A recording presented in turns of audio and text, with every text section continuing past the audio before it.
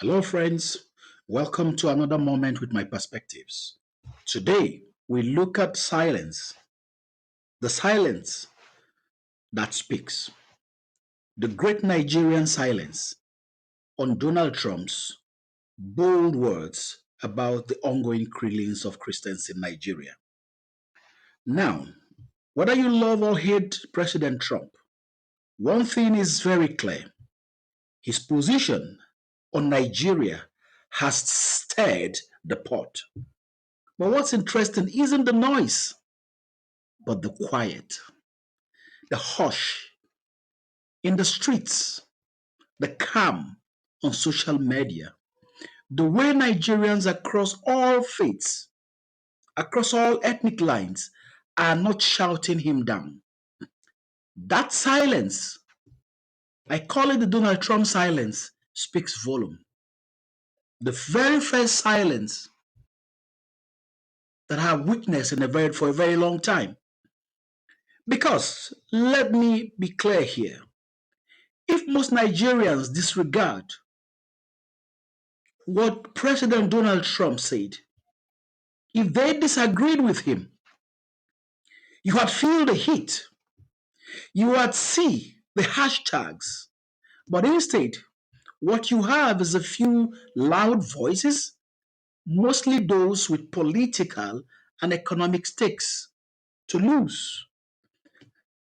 We see them scrambling to discredit his statement. These are people whose comfort depends on the system staying broken, whose comfort depends of maladministration and ineffective governance. You see, friends, the truth is ordinary Nigerians like the market woman, the young hustler, the student on campus, they are not worried about defending the Nigerian government's image abroad. They are too busy surviving the country. Many of them even feel quiet and that President Trump only said what they have been shouting for years, but no one has listened to them. And look at the government's reaction. Quick press statements, defensive propaganda, even trying to paint Trump as misinformed. President Donald Trump has information at his desk. He controls the FBI. He controls the CIA. And you're telling him that he's misinformed? Give me a break. Even trying to paint President Trump as misinformed, that kind of knee-jerk response only exposes fear. It says, we know the world is watching, and we can't control the story anymore. My advice to this government is this. Don't escalate. Don't allow your goons to insult intelligence, our intelligence. Tell your propaganda spokespersons to breathe, or better be still, or to shut up. Nigeria doesn't need another war of words. It needs solutions instead of denial. This is the moment to engage. Ask for help if you need it. There's no shame in that. Denials have consequences.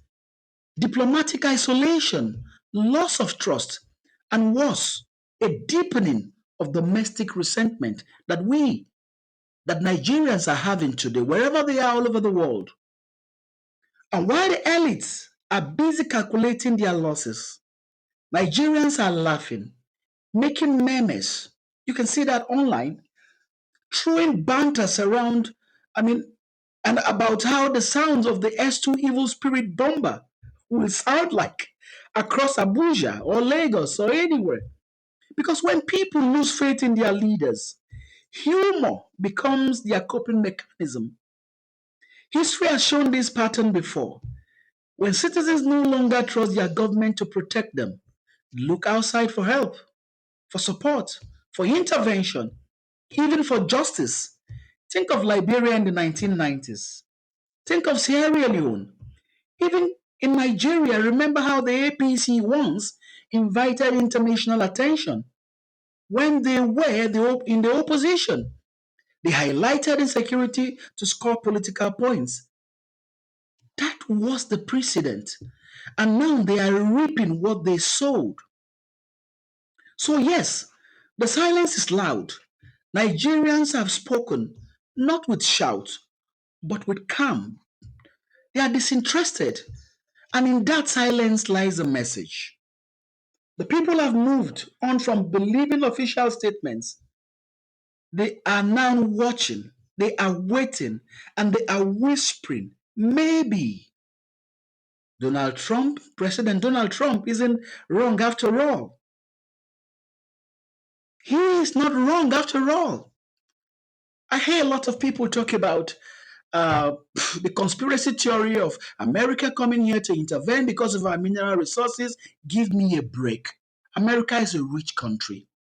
America has its base in Poland, in Jordan, in Qatar.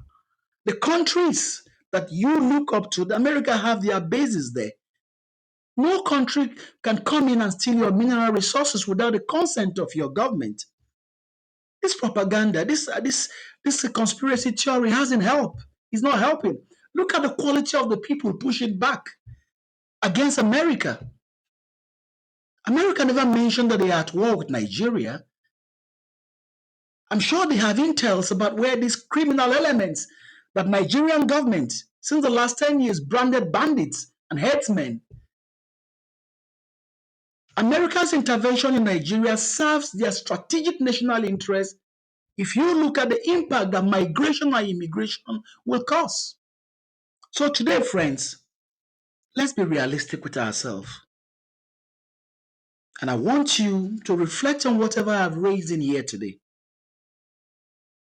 My name is Iyah Iyah, and this is my perspectives. Until next time, please think, question, and never stop listening to the silence of the world, to the silence of Nigerians on the streets. Because sometimes silence is the loudest. If this message resonates with you, friends, please like it, share, and subscribe to my channel. Until next time, I say bye for now.